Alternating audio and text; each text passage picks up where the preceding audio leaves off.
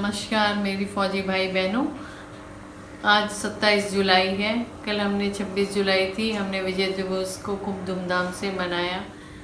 जैसा कि मैंने कल बताया था, मेरी दोनों यूनिट्स इन्वॉल्व थी। एक तो एक जगह इन्फेंट्री यूनिट थी, जो गढ़वाली यूनिट थी, जो एक्टिवली पार्टिसिपेट कर रही थी, और मेरी एक गढ़वाली यूनिट जो है लोगों की बॉडीज़ पहुंचाने में, गांव में जवानों की बॉडीज़ पहुंचाने में, उनको सांत्वना देने में, उनकी फ़ौज में लास्ट पोस्ट कहा जाता है, जो उनके अंतिम संस्कार के अरेंजमेंट्स होते हैं, उसको करने में अपना योगदान दे रही थी।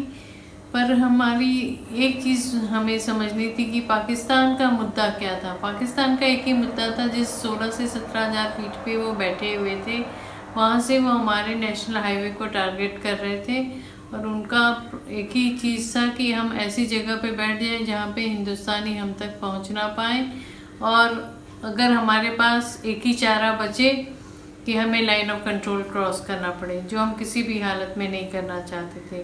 अगर हम लाइन ऑफ कंट्रोल को क्रॉस करते तो पाकिस्तान को जो इंटरनेशनल अटेंशन चाहिए था वो मिल जाता, और हमें कहीं ना कहीं इसके लिए पूरा इंटरनेशनल जो प्लेटफॉर्म्स होते हैं, पॉलिटिकल प्लेटफॉर्म्स होते हैं, वो उनके सामने हमें कसूरवार ठहराता और अपनी फिर मांगे मनवाता। तो भारतीय फ़ौज के लिए एक बड़ी ही कठिन सिचुएशन थी। मतलब आज तक की सबसे टफेस्ट वॉर थी कारगिल वॉर। और चूँकि हाइट बहुत थी, 16 से 17,000 फीट की चढ़ाई थी, जिस पे इन्फेंट्री के जवान चढ़ रहे थे, और इसलिए इसमें ज़्यादातर 35 साल से कम उम्र के बच्चे इन्वॉल्व थे। मैं उनको बच्चा ही कहूँगी, क्योंकि 35 साल से कम उम्र कोई उम्र नहीं होती। इसीलिए हमारी मैक्सिमम डेथ्स जो हुई हैं वो यंग ऑफिसर्स की हुई हैं, जो बड़ा दुखदाई है।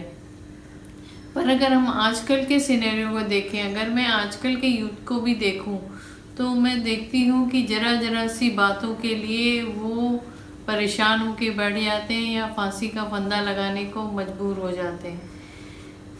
ऐसी क्या वजह होती हैं? मैं कुछ वजह आपको बताऊं। गर्लफ्रेंड ने फ़ोन नहीं उठाया, स्कूल में डांट पड़ गई, पेरेंट्स ने टीवी ऑफ कर दिया, मन की चीज़ें नहीं हुई, प्रोफेशनल परेशानियां, ये सब वजह होती हैं उनके गले में फांसी का फंदा लगाने की। मैं इसका मजाक नहीं बना रही, मैं आपको एक रास्ता दिखाने की कोशिश कर रही हूँ।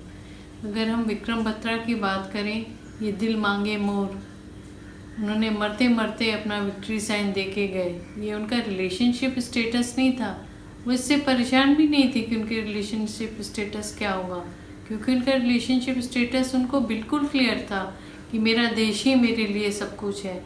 अनुज नैयर अपनी एंगेजमेंट रिंग अपने सीईओ को उतार के देखे गए थे कि अगर मैं ना लौटूं तो ये मेरी फैंसी को वापस कर दीजिएगा।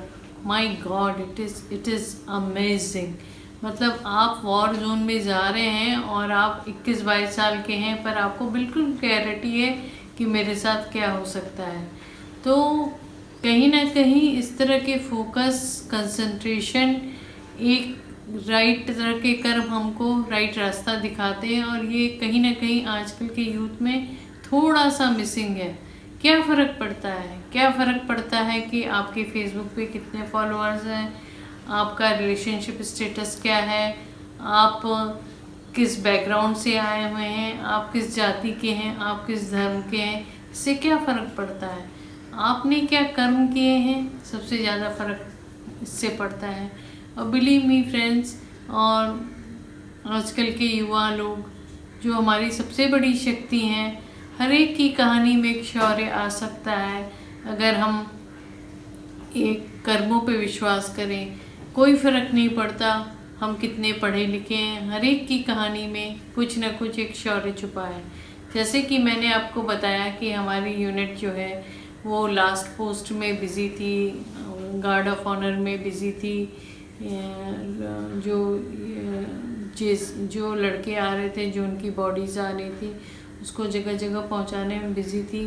मेरे दिमाग में एक ही सवाल था कि जब इन यंगस्टर्स ने, इन यूथ ने, मनोज पांडे ने, विक्रम बत्रा ने, इन लोगों ने जब अपने ऐसे जेंटलमैन कैडेट्स जब इंडियन मिलिट्री एकेडमी में अंतिम पग रखा होगा और अपने स्टार्स लगाए होंगे, तो इनको कितना प्राउड हुआ होगा, इनके पेरेंट्स को कितना प्राउड हुआ होगा।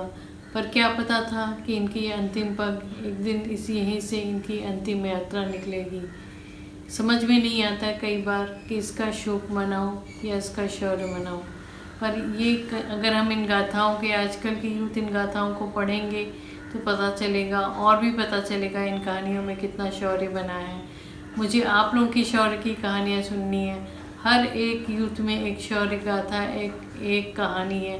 प्लीज़ प्लीज़ प्लीज़ उसको, इस ज़िंदगी को अपने हाथों से ख़त्म ना करें। Thank you so much. जय हिंद, वंदे मातरम।